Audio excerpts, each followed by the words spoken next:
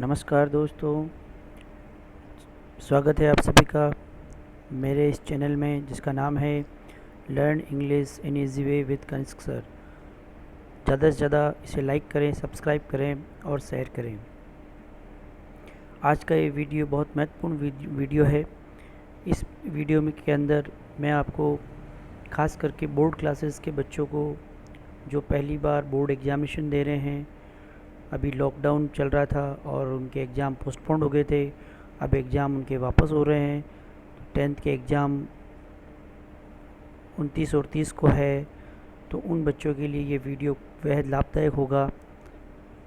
उनको पेपर कैसे अटेंड करना है और कैसे अच्छे नंबर प्राप्त करने हैं, इसमें उनको मदद मिलेगी। तो एक ही वीडियो के अंदर आप गौर से देखकर आप अच्छे अंक प्राप्त कर सकते हैं कि हमें पेपर कैसे अटेंड करना है। तो आइए चलते हैं, how to attend paper, exam paper.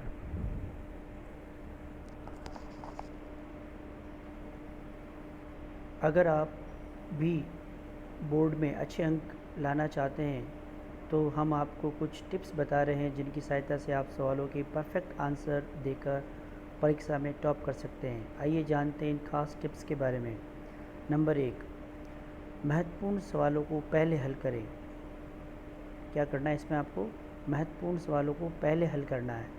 Paper मिलने पर आपको उन सवालों के जवाब सबसे पहले देने चाहिए जिनको लेकर आप ज़्यादा कॉन्फिडेंट हैं, क्योंकि परीक्षा में यह ज़रूरी नहीं होता है कि सभी सवालों के जवाब क्रम के हिसाब से दिए जाए।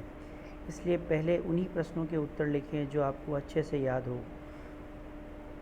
इससे आपका सोचने में लगने वाला समय बच जाता है और आत्मविश्वास भी बढ़ता है। तो सबसे पहले क्या करना है आपको? वो सवाल सबसे पहले करने हैं जो आपको बहुत अच्छी तरह से आते हैं। नंबर 2, उत्तर को ज़्यादा शब्दों में न लिखें। परीक्षा देते समय सवाल का सटीक और कम शब्दों में जवाब लिखने की कोशिश करें। इससे आपका समय बचेगा। परीक्षा में एक एक मिनट कीमती है। उत्तर को ज़्यादा से ज़्यादा बढ़ा चढ़ा कर लिखने से ज़्यादा नंबर नहीं मिलते। ऐसा करके आप अपना समय न खराब करें। कुछ विद्यार्थी मानते हैं कि ज़्यादा बड़ा उत्तर लिखने से अध्यापक उन्हें ज़्यादा अंक देंगे, जो कि बिल्कुल गलत है। और आपको उस प्रश्न के कितने अंक आपको मिलेंगे उस पर मार्क्स पे भी ध्यान देना है कि वो कितने मार्क्स का उत्तर है। अगर 2 नंबर या 1 नंबर का उत्तर है तो संक्षिप्त में ही होगा। अगर बड़े नंबर का उत्तर है तो थोड़ा उसे आप डिस्क्राइब कर सकते हैं। इस बात का ध्यान रखें। लेकिन छोटा सवाल है और आप बड़ा उत्तर लिख रहे हो तो वो ठीक नहीं होगा, समय ख़राब करने जैसा होगा। आगे चलते हैं। नंबर 3, विकल्प वाले सवालों का सोच समझ कर चयन करें। विकल्प वाले सवाल अर्थात जिसमें ऑब्जेक्टिव हो। परीक्षा में कुछ ऐसे सवाल भी आते हैं जिनके एक या उससे अधिक विकल्प दिए होते हैं। इन विकल्पों में आपको किसी एक सवाल को उत्तर देने के लिए चुनना है। ऐसे में आप उस सवाल को चुनें जिसके बारे में आपको काफ़ी जानकारी हो या फिर जिस सवाल का जवाब आपको ठीक से याद हो। मैं आपको फिर बता रहा हूँ, विकल्प वाले प्रश्न मतलब जिसमें अथवा दे रखा हो कि भाई ये करो या ये करो, तो जिसके बारे में आपको काफ़ी अच्छी जानकारी या फिर जिस सवाल का जवाब आपको ठीक से याद हो। देखने में आता है कि ऐसे प्रश्नों में से चुनाव करते समय विद्यार्थी अक्सर बिना सोचे समझे ऐसे प्रश्न को चुन लेते हैं जिसको बाद में हल नहीं कर पाते। ऐसा सिर्फ जल्दबाजी और दबाव के चलते होता है।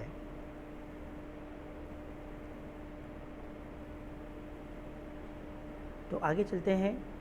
समझ गए होंगे आप। तो उस प्रश्न को अटेंड करना है जो आपको अच्छी तरह आता हो, जिसको बाद में हल नहीं कर पाते, और ऐसा सिर्फ जल्दबाजी और दबाव के चलते होता है। इसलिए विद्यार्थी सही प्रश्न का चुनाव करने के लिए सबसे पहले विकल्प में दिए गए सभी प्रश्नों को ध्यान से पढ़ लें। अगला पॉइंट है, सभी प्रश्नों को हल जरूर करें। ये बहुत ही विशेष पॉइंट है कि सभी प्रश्नों को हल करना है आपको। परीक्षा में आने वाले सभी प्रश्नों को हल करने की पूरी ईमानदारी से कोशिश करें, क्योंकि यहाँ कोई नेगेटिव मार्किंग का चक्कर नहीं होता है। सभी प्रश्नों को हल करने से आपका कोई 30 से 40% जवाब तो आप सही लिखेंगे, जिसके लिए आपको कुछ अंक जरूर मिल सकते हैं, और यह अंक आपके परसेंटेज को और भी बढ़ाएंगे। प्रश्न की शैली और उसकी मांग को समझकर कोशिश करें कि आप उसका ठीक ठीक उत्तर लिख देवें। ना।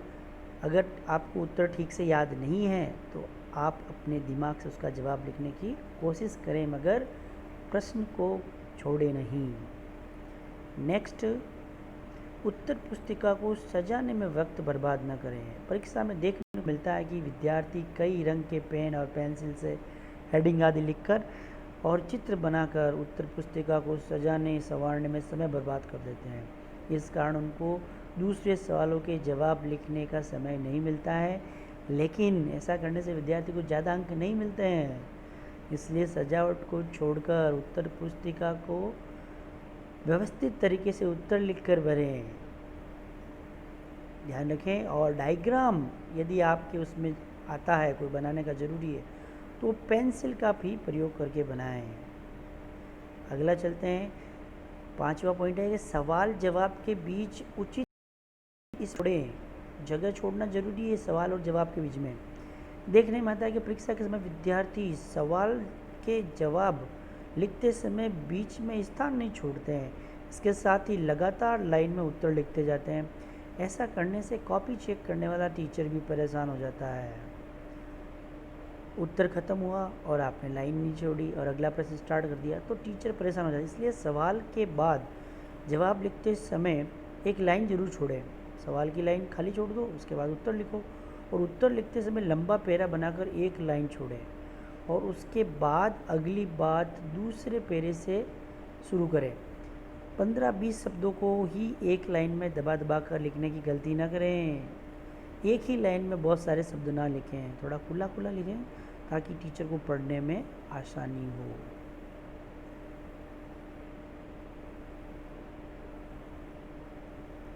नेक्स्ट, छठा पॉइंट है कि सवालों के जवाब पॉइंट्स बनाकर लिखें। सभी सेंटेंस को एक साथ लिखने की बजाय पैराग्राफ में लिखना ज़्यादा अच्छा होता है।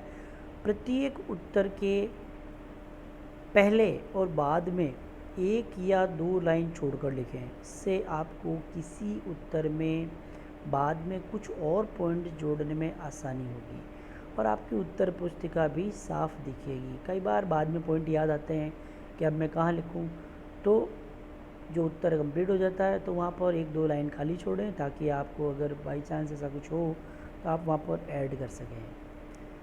और लास्ट पॉइंट, मन के साथ एकाग्र होकर पेपर हल करें। बोर्ड परीक्षा में पहली बार पेपर देते समय छात्र घबराए रहते हैं। ऐसी स्थिति में विद्यार्थियों को परेशान होने की ज़रूरत नहीं है, क्योंकि इसका असर आपके दिमाग पर पड़ेगा और इस वजह से आप सवालों का सही जवाब नहीं दे पाएंगे। इसलिए ज़रूरी है कि विद्यार्थी शांत और केंद्रित रहें। अगर सभी विद्यार्थी ऊपर दिए गए सभी टिप्स और सुझावों को अपनाते हुए बोर्ड में पूछे जाने वाले प्रश्नों का हल करेंगे तो वे अवश्य ही मनचाहे अंक प्राप्त कर सकेंगे। इसलिए बिना परिणाम की चिंता किए सिर्फ अपना बेस्ट देने पर जोर देवें। अगर आपको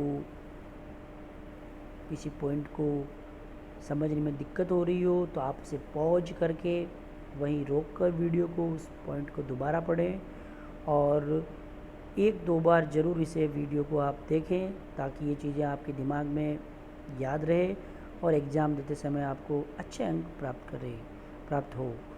ऑल द बेस्ट सभी स्टूडेंट्स को। ये वीडियो जो है हर एग्ज़ाम से पहले आप देखेंगे तो आपको बढ़िया रहेगा। All the best. ज़्यादा से ज़्यादा लाइक करें, सब्सक्राइब करें और इसे शेयर करें। थैंक यू, धन्यवाद, गुड बाय, नमस्कार।